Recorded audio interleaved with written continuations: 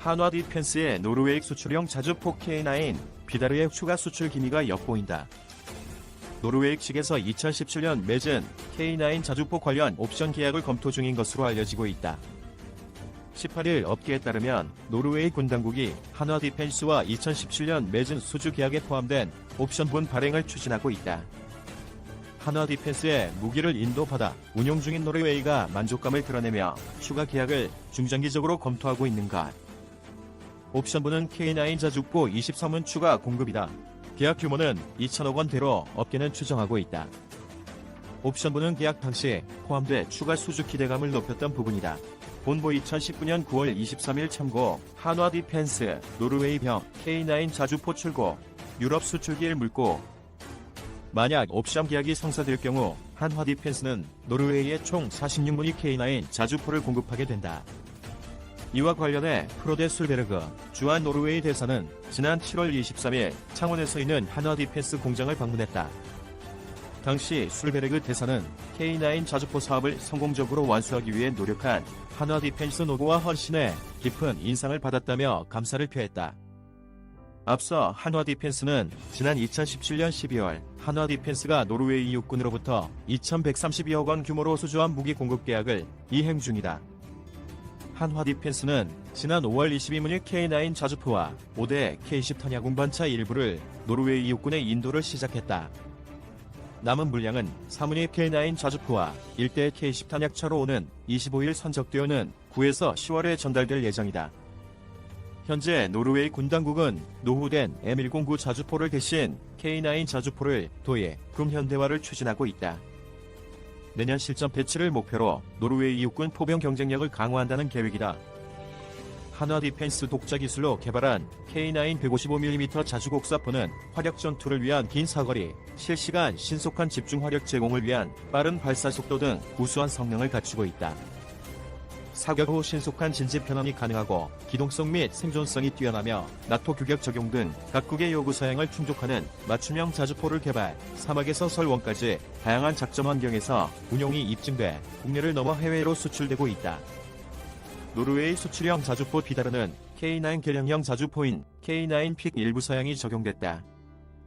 도스 기반 운영체계에서 윈도우 기반 운영체계로 교체가 됐으며 노르웨이 사격 지원체계 오딘의 통합 및 무전기 등이 노르웨이 정부 관급품으로 탑재됐다.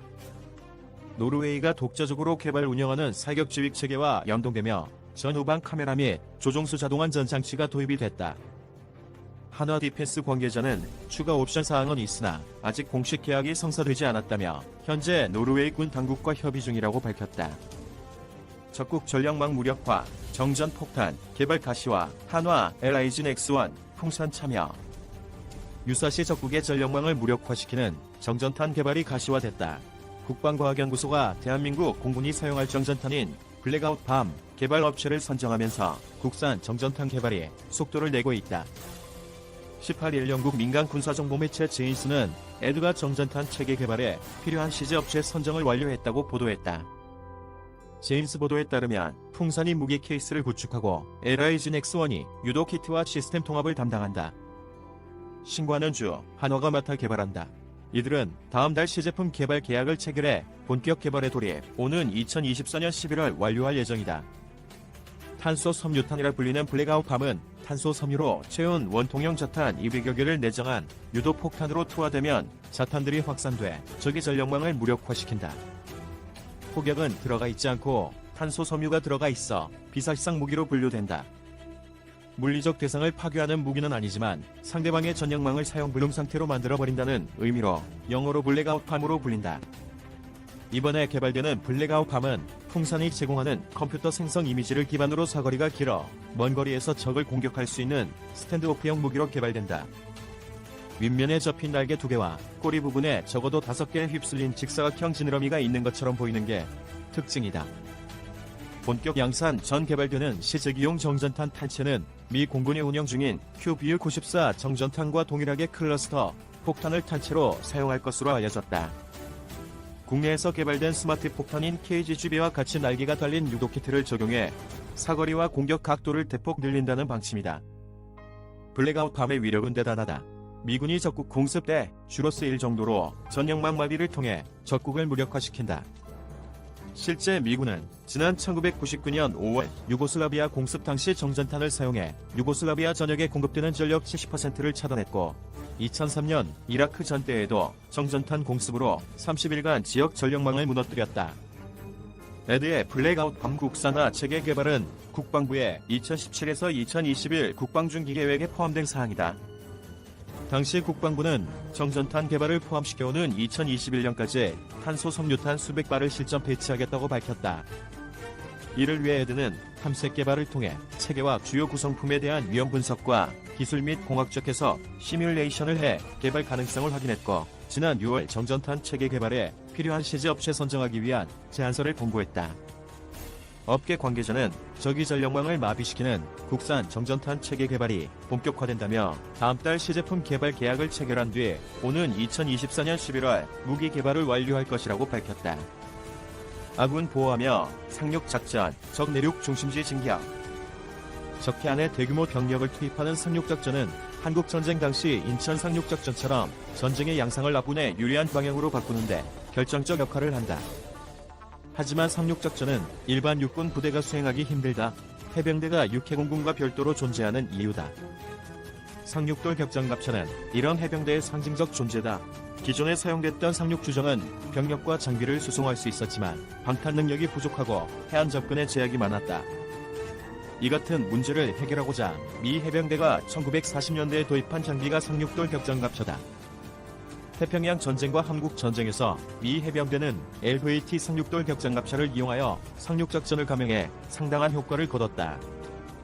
하지만 기동성이 떨어지고 장갑이 약하다는 지적이 많아 1972년 LVT-7을 새로 개발한다.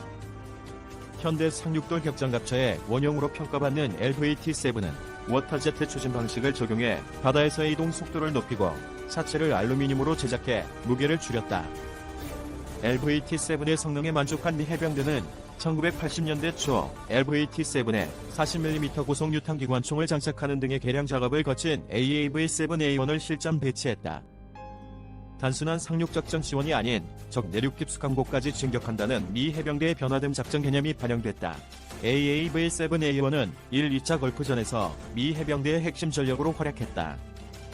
1974년 LVT-7을 도입한 한국 해병대는 1998년 한화 디펜스에서 AAV-7A1을 기술 도입 방식으로 생산한 카프를 운용 중이다.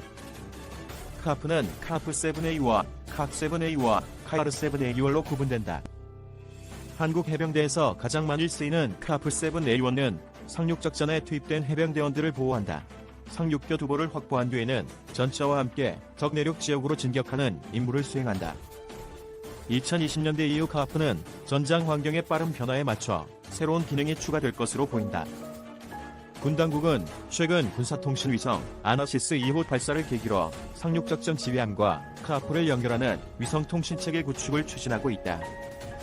이에 따라 카프의 적전파 방해를 회피하는 능력을 갖춘 위성 단말기가 장착될 예정이다. 수상 속도를 시속 13.2km에서 20km까지 높이고 40mm 기관포를 탑재한 신형 상륙돌 격장갑차를 개발해 2028년부터 전역화할 방침이다. 유튜브 채널 24H 밀리터리 여러분의 구독과 좋아요, 알림 설정은 컨텐츠 제작에 큰 힘이 됩니다. 시청해주셔서 감사합니다. 포스팅이 도움되셨다면 구독하기를 꼭 눌러주세요.